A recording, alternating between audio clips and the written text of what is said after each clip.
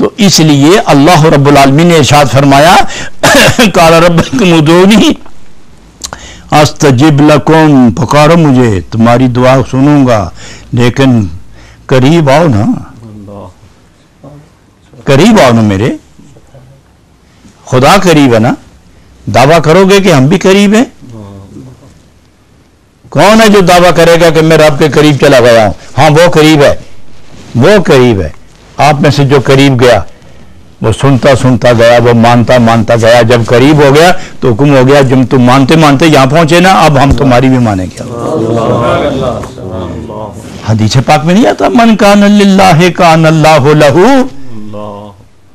جو اندر اور باہر سے خدا کا ہو گیا کان اللہ لہ، خدا فرماتا ہے کہ اب تم میرے ہو گئے نا، میں اب تمہارا ہوں، تم میری سنتے ہو نا، ہم تمہاری سنیں گے، تم میری مانتے ہو ہم تمہاری مانیں گے۔ اس لیے فرمایا جود محتاج است خواہد طالب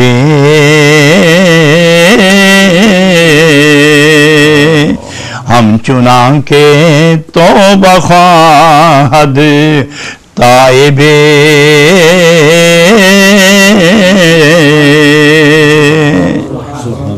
گناہگار جب توبہ کرتا ہے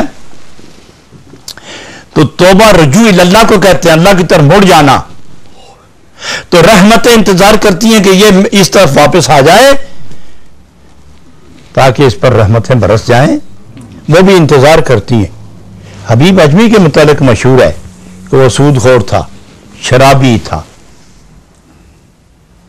تو وہ ظالم بھی تھا، بے رحم و بے انصاف بھی تھا۔ وہ اپنے مدیون کے پاس گیا، جس نے قرضہ دینا تھا اس کے پاس گیا، قرضہ دار کے پاس گیا، اپنے حق کا مطالبہ کیا کہ میری سود کی جو رقم بنتی ہے وہ لاؤ، تو انہوں نے انکار کر دیا کہ آج مشکل ہے پیش کرنا۔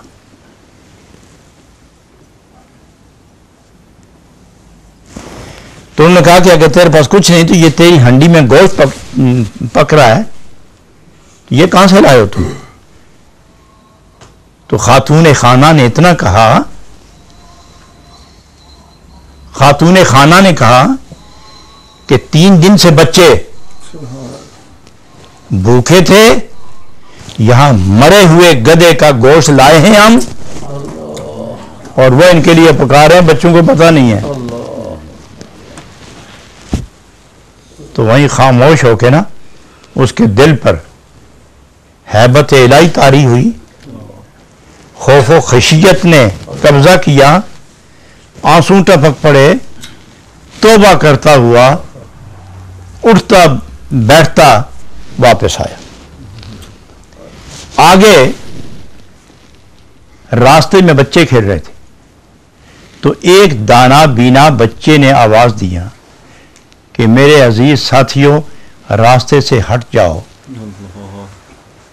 یہ وہی شخص ہے کہ جو گزر رہا تھا تو ہمارے کھیل کود کی وجہ سے پاؤں کے ساتھ جو گرد و غبار اڑ رہا تھا اس پر پڑ رہا تھا، ہمیں خوشی ہو رہی تھی، اب وہی شخص واپس آ رہا ہے، اور راستہ چھوڑ دیں، اب خدا کا یہ مقبول بن گیا ہے، کہیں ہمارے پاؤں سے اڑتا غبار اس پر پڑ جائے تو کہیں ہم مجرم نہ ہو جائیں۔ واپس آیا، سب کو معاف کرنے کے بعد راتیں یبیتون لربہم سجدا و قیاما کی تفسیر بن گیا، تو رات کو بھی ذکر، دن کو بھی ذکر، سجدہ ریزی، تسبیح و تعلیل، ذکر اللہ اور ذکر نبی، حب اللہ اور حب نبی، عشق رب اور عشق حبیب رب، یہ اس کا سرمایہ بن گیا۔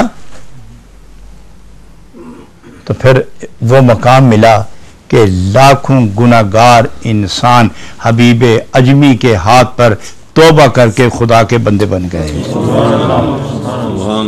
رب العالمین ذاکرین کو اور توبہ کرنے والوں کو اور محبت کرنے والوں اور دل میں اللہ کا خوف رکھنے والوں کو اللہ جل شانہ اپنے خاص کرم سے نوازتے ہیں۔ اور جو آدمی مسلسل ذاکر ہو، وہ اگر تکبر پیدا ہو گیا تو سمجھو کہ نیکیاں برباد ہو گئیں، اور نیکیاں کرتے کرتے اگر اس کے دل میں اور عاجزی انکسار پیدا ہو تو یہ عاجزی اور انکسار یہ خدا کے نور کو کھینچ کے لے آتے ہیں. جتنا ذکر کرو اپنے آپ کو ایک مقبول عبادت گزار بندہ نہ سمجھو، بلکہ پہ ہم متواتر گناہگار سمجھو، کیونکہ گناہگار کی آواز اور ہوتی ہے اور متکبر آدمی کی آواز اور ہوتی ہے. جب اپنے آپ کو مجرم سمجھ کر سجدہ کرو گے تو وہ پیار کا سجدہ ہوگا، اور جب تکبر کر کے سجدہ کرو گے تو وہ فرار کا سجدہ ہوگا. اس میں نہ سکون ہے نہ قرار، فرار ہی فرار ہے. اور جب عز سے سجدہ کرو گے تو انوار کی برسات ہے. اللہ عز والوں کو پسند کرتا ہے. اور یہ یاد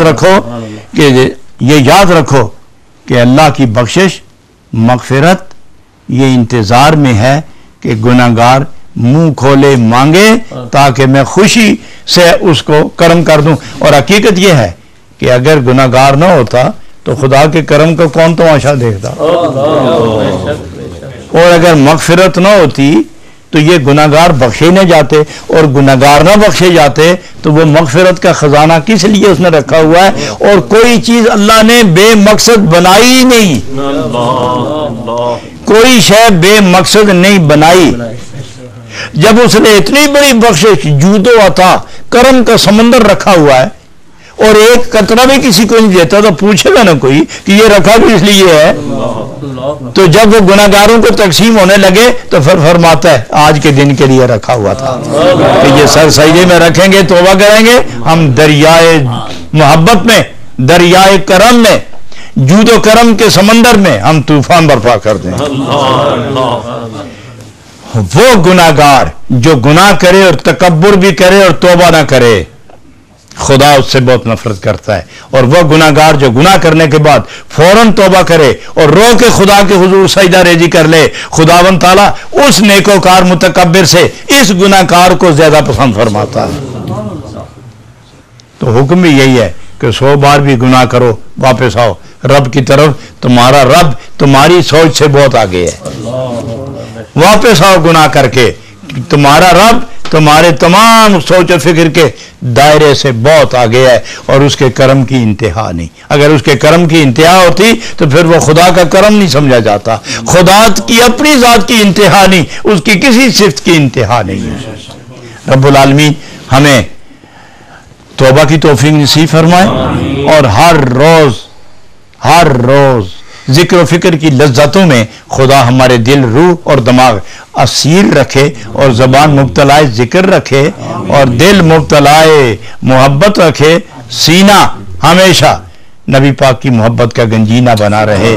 آنکھیں ان کے لیے برسیں، زبان ان کے لیے چلے، کان انہی کو سنے، اور قدم مدینے ہی کی طرف چلتے جائیں.